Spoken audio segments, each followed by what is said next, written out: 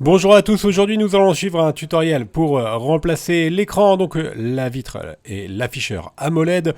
Vous retrouverez la pièce détachée en vente sur notre site internet. Elle vous sera livrée avec le patron d'aide au montage qui va vous aider à suivre le tutoriel, notamment pour repositionner les éléments que l'on va enlever durant cette réparation. Vous retrouverez également le kit d'outils numéro 5 spécialement sélectionné par nos techniciens pour remplacer l'écran sur le OnePlus 5T. N'oubliez pas également que vous retrouverez le kit de réparation complet qui comprend l'écran, le kit d'outils et également le patron en version adhésif. En commandant ces pièces sur notre site internet, vous bénéficiez d'une assistance technique gratuite par chat, par téléphone et également par email, et vous bénéficiez également de 10% de remise avec le code YouTube sur la pièce détachée et également sur les outils. C'est une réparation qui est assez longue. La difficulté est notée 3 sur 5 et il faut compter environ 45 minutes pour remplacer l'écran sur le OnePlus 5T. Si vous n'êtes pas sûr d'avoir un OnePlus 5T, il suffit de vous rendre dans le réglage de votre téléphone et de vérifier le numéro de modèle qui doit correspondre à A5010. Et bien sûr, comme avant chaque réparation, n'oubliez pas d'éteindre votre téléphone. On va également enlever le rack SIM, le double rack SIM. Et on va pouvoir commencer par retirer la coque arrière dans la première étape. Alors c'est assez simple. On va utiliser pour cela le kit d'outils. Dans le kit d'outils, on va retrouver le tournevis Torx 2. Et on va enlever les deux vis Torx 2 qui sont à droite et à gauche du connecteur de charge. Ensuite, on va insérer le médiator en métal entre l'écran et la coque arrière pour déclipser la coque arrière. Donc qui est clipsée en fait sur le châssis de l'écran. Donc on utilise le médiator en métal et on déclipse en faisant levier sur tout le contour du téléphone. Et la coque arrière, vous allez voir, se déclipse relativement facilement. Surtout avec le médiator en métal qui est assez pratique, il est assez rigide pour pouvoir déclipser la coque. Et ensuite on va retirer la coque arrière. Alors faites attention car il y a toujours deux nappes qui sont connectées à cette coque, notamment la nappe du lecteur d'empreintes digitales, voilà, que l'on va enlever. Avec le levier en nylon, on l'a déclipsé et il nous reste enfin la plaquette métallique qui retient la nappe du connecteur de charge qui vient directement sur la coque arrière. Donc on a enlevé la plaquette métallique et ensuite on va déconnecter la nappe du connecteur de charge. Alors c'est assez rare de voir comme ça le connecteur de charge qui est relié directement à la coque arrière. En général, il est inclus sur le châssis de l'écran. Maintenant, on va s'intéresser à l'écran. On va commencer par déconnecter la batterie à l'aide du levier en nylon. Et ensuite, on va retirer les 6 vis cruciformes qui maintiennent le bloc haut-parleur externe, donc, qui sont situés juste en dessous de la batterie. Alors étonnamment, il n'y a donc pas le connecteur de charge qui lui est resté sur la coque arrière, comme vous avez pu le constater. Là, c'est uniquement le module haut-parleur. Donc une fois qu'on a enlevé les 6 vis, on vient simplement le déclipser avec la pincette. Et enfin, on voit apparaître la nappe de l'écran. On va la déclipser. Et on va s'intéresser tout de suite à l'écran. Alors, il faut savoir que l'écran, il est collé sur le châssis. Donc on va devoir le décoller. Pour le décoller, il va falloir chauffer. On a deux méthodes pour chauffer. La première, c'est d'utiliser le coussin chauffant qui est vendu en option. On l'applique, on le passe au micro-ondes pendant 30 ou 40 secondes et ensuite on l'applique sur l'écran. La deuxième méthode, on va utiliser un sèche-cheveux ou un décapeur thermique et on va chauffer tout le contour de l'écran afin de faciliter le décollage de celui-ci en chauffant le contour. Une fois qu'on a correctement chauffé, on vient positionner la ventouse en bas de l'écran, on va tirer sur la ventouse et toujours avec le médiator en métal, on va glisser le médiator en métal entre l'écran et le châssis pour pouvoir le décoller. Une fois qu'on a créé un point d'insertion, on le remplace par le médiator en plastique qui est beaucoup plus fin et qui va nous permettre de finaliser le décollage de l'écran. Alors l'avantage sur l'écran, effectivement là c'est un tutoriel de remplacement d'écran, donc quoi qu'il arrive il est cassé. Donc on prend aucun risque lors de cette étape-là. D'autant plus que l'écran, même s'il est collé, est relativement aisé à enlever. C'est pas une opération qui est très difficile. Un petit point, si jamais votre écran est vraiment brisé, pour éviter d'avoir des morceaux de verre sur votre plan de travail, il suffit simplement d'appliquer de l'adhésif sur l'écran pour éviter d'avoir trop de morceaux de verre sur votre plan de travail. Là, on a enlevé la nappe, on a passé la nappe dans le châssis. On vient positionner la carte bricophone pour éviter que l'écran ne réadhère. Et enfin, si on rencontre quelques résistances, on va réchauffer à nouveau le haut de l'écran et on va repasser donc la carte sur toute la largeur du téléphone. Et enfin, il nous reste juste à finaliser le décollage en retirant l'écran. Alors nous, dans notre cas, il y a quelques morceaux de verre qui sont restés sur le châssis, donc on va devoir bien sûr les nettoyer, car l'écran tout simplement était cassé à ce niveau-là. Donc forcément, quelques morceaux de verre sont restés sur le châssis. On verra ensuite pour nettoyer les châssis. Là, on récupère juste la grille de l'écouteur interne que l'on repositionnera sur le nouvel écran.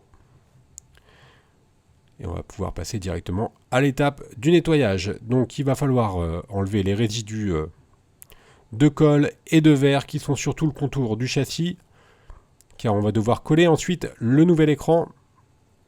Donc là, on va réchauffer nous pour enlever les quelques résidus de verre qui restent. Donc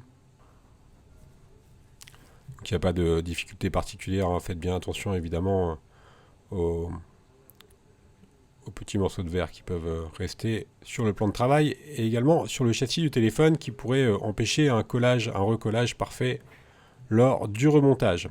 Maintenant, nous allons prendre le nouvel écran et on va tester l'écran avant de le recoller pour voir si tout est OK.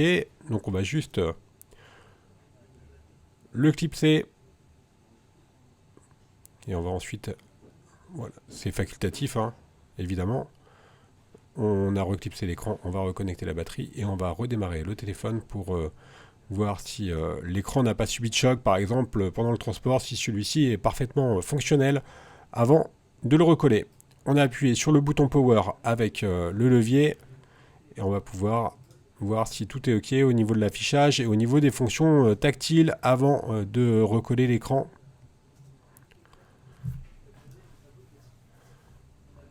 Donc c'est un test hein, qu'on vous conseille de faire avant tout recollage. Donc là tout est OK, le tactile est bon, donc on va pouvoir éteindre le téléphone et ensuite on va redéconnecter bien sûr la batterie et on va également redéconnecter l'écran et on va finaliser le remontage du téléphone.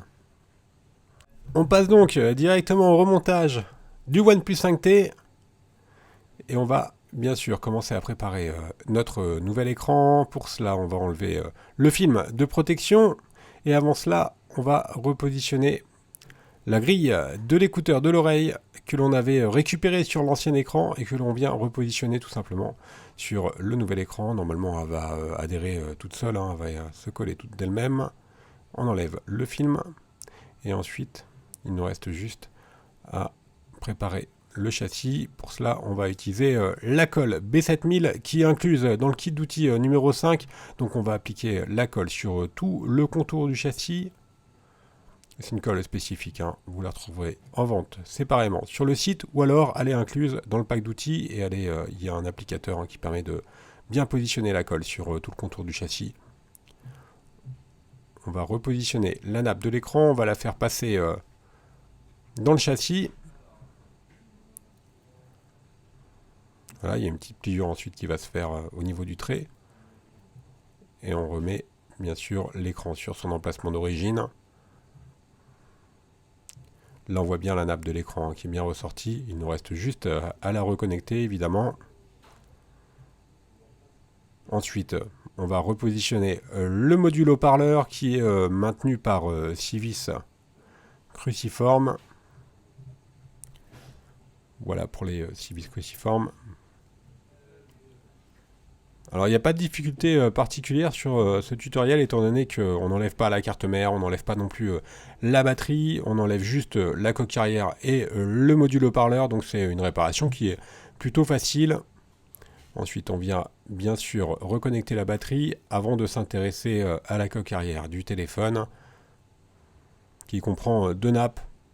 Pour rappel, la nappe du lecteur d'empreintes digitales et également la nappe du connecteur de charge.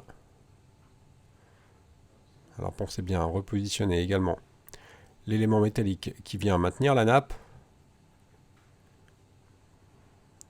Et ensuite, la deuxième nappe, donc le lecteur d'empreintes digitales qui est situé sur la coque arrière.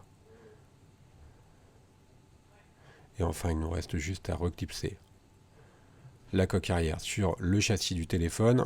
Donc pour ça, c'est assez simple. On va faire un appui, on va appuyer sur tout le contour du téléphone pour bien reclipser la coque.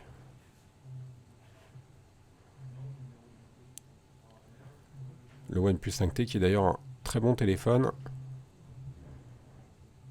Et la réparation n'est pas très onéreuse. Enfin, on remet les deux dernières vis, les vis Torx qui sont à droite et à gauche du connecteur de charge. Et pour finaliser la réparation, c'est très important, on va bien sûr mettre le téléphone sous presse pour que la colle puisse faire effet. On laisse sous presse pendant environ une demi-heure, soit avec des pinces spéciales ou par exemple sous un livre. Et on va vérifier que tout est OK. Tout est OK. On enlève le film de protection d'écran. Éventuellement, si vous avez des surplus de colle, vous pouvez tout simplement les nettoyer avec un chiffon humide. Et on va faire un petit récapitulatif des produits que l'on a utilisés durant cette réparation. Commençons bien sûr par l'écran qui comprend la vitre et l'afficheur AMOLED. Il est livré avec le patron d'aide au montage. Vous retrouverez également le kit d'outils numéro 5 et le kit de réparation. On reste joignable par mail, par chat et également par téléphone. Et n'oubliez pas que vous bénéficiez de 10% de remise avec le code YouTube. N'hésitez pas également à nous suivre sur les différents réseaux sociaux et à vous abonner à notre chaîne YouTube. Merci à tous d'avoir suivi ce tutoriel et à bientôt pour de nouvelles vidéos.